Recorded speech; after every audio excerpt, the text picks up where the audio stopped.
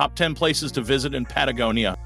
Did you know Patagonia is home to more sheep than people and stretches across over 400,000 square miles, larger than California, Texas, and Montana combined?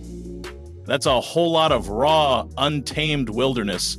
Spanning both Argentina and Chile, Patagonia is a traveler's dream and a hiker's playground, but also one of the most remote and logistically challenging places to explore. So, if you're planning a trip to the edge of the world, you'll want to know exactly where to go and what to expect. In this video, we'll walk you through 10 of the most jaw-dropping, soul-shaking places to visit in Patagonia, complete with insider tips, logistical heads-ups, and some classic travel surprises. Buckle up. You're going to want to save every one of these. Torres del Paine National Park. Few places in the world can stop you dead in your tracks like Torres del Paine. Located in Chile and Patagonia, this iconic national park is a surreal fusion of jagged granite peaks, turquoise glacial lakes, and vast windswept valleys. The W Trek is the big draw, but it's not a casual stroll. Expect unpredictable weather, high winds, and some serious mileage. Don't be surprised if you're hiking in sunshine one minute and battling sleep the next. Accommodation ranges from luxury eco-lodges to rugged backcountry camps, so plan your comfort level accordingly. And while the scenery looks like it came straight from Middle-earth, the park's popularity means you'll need to book permits and lodging months in advance. Still, standing beneath those towers at sunrise, pure magic. Weather permitting, of course. Elche. Welcome to the self-proclaimed trekking capital of Argentina, and believe me, Elche earns that title. Nestled in Los Glaciers National Park, this tiny town is your launch pad to trails that offer postcard-perfect views of Mount Fitzroy. Yes, that jagged peak on the Patagonia logo. The beauty here is raw and dramatic, but so is the weather. Winds can reach 100 km/h, and clouds roll in faster than your hiking boots can lace up. The good news? Most of the trails start right from town and are free to access, making this a rare combo of convenience and epicness.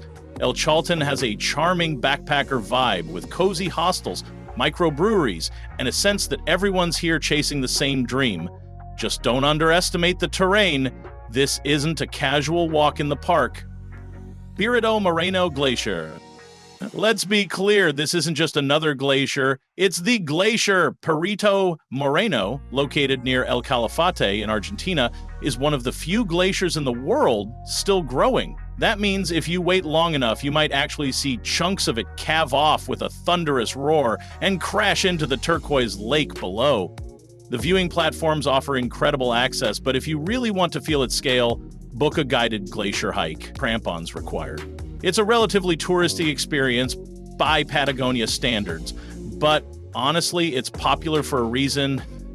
It delivers. Be aware, it gets crowded during high season and costs can add up. But it's still one of the most unforgettable sights on the continent. If this place doesn't make your jaw drop, you might want to check your pulse. The Carera. If road trips are your thing, the Carretera Austral is Patagonia's holy grail. Stretching over 1,200 kilometers through southern Chile, this rugged highway carves through rainforests, fjords, glaciers, and sleepy fishing villages. It's not a drive you do for speed. It's slow, scenic, and sometimes downright punishing with unpaved roads and ferry crossings. But every bump is worth it for the sheer remoteness and beauty. I think New Zealand meets Alaska with fewer people and more wild horses. Rental cars are pricey and breakdowns are part of the deal, so bring patience and a playlist. This is one of those the journey is the destination kind of trips, and it will burn itself into your memory for Mount Fitzroy. This peak doesn't just dominate the skyline, it dominates your imagination. Rising 3,405 meters above sea level, Mount Fitzroy is as intimidating as it is inspiring. The hikes leading to its viewpoint, like Laguna de los Tres, are not for beginners, but the payoff? Ridiculously photogenic views that look almost CGI level. Weather is the main challenge here. Clouds love to hug the summit, and clear mornings are rare, so you may need to wait a day or two for that perfect shot. Still, even without the summit in full view, the journey there, past alpine lakes, Lenga forests and snowfields, is stunning on its own.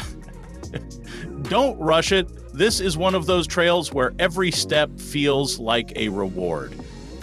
Pumalone Douglas Tompkins Park, once privately owned by North Face founder Doug Tompkins, this massive stretch of protected wilderness in Chile is now one of the largest private-to-public conservation efforts in the world, and thank goodness, because this place is a jaw-dropper. Towering volcanoes, ancient temperate rainforests, and nearly empty trails await those adventurous enough to make the journey. It's a paradise for eco-conscious travelers, bird watchers, and people who just want to feel small in the best possible way. Infrastructure is minimal but well-maintained, and there are even free campsites and trails that rival anything in the U.S. national parks. Just don't expect cell service or creature comforts. This park asks you to unplug and rewards you with silence, solitude, and staggering beauty. Ushuaia, nicknamed the end of the world, Ushuaia is the southernmost city on Earth, and it leans into that title hard. Located in Argentina's Tierra del Fuego province, this port town is more than just a photo op for geography nerds. It's a gateway to Antarctica cruises, penguin colonies, and remote hiking trails in Tierra del Fuego National Park. But don't expect rugged backcountry vibes 24/7. Ushuaia has a surprisingly cosmopolitan side with craft beer bars, museums, and duty-free shopping. It's also infamous for its moody weather, snow in summer, sun in winter, and fog pretty much whenever it feels like it. Be prepared for anything, and don't just use it as a layover. It deserves a few days of your itinerary. Villa O'Higgins. Docked at the very southern end of the Carretera Austral, Villa O'Higgins is where Patagonia gets truly wild. It's the final frontier for many road trippers and a launching point for some of the most remote hikes and ferry routes in the region. The town itself is tiny. Don't expect luxury, but the surrounding landscapes are massive. Glaciers, rugged peaks, and pristine lakes surround you, with virtually no crowds in sight. The biggest challenge? Getting there. The roads are rough, weather delays are common, and if you're coming from Argentina, it involves border crossings, boat rides, and lots of patience. But if you're craving an off-the-grid adventure, this might be the closest thing to stepping off the map without leaving it.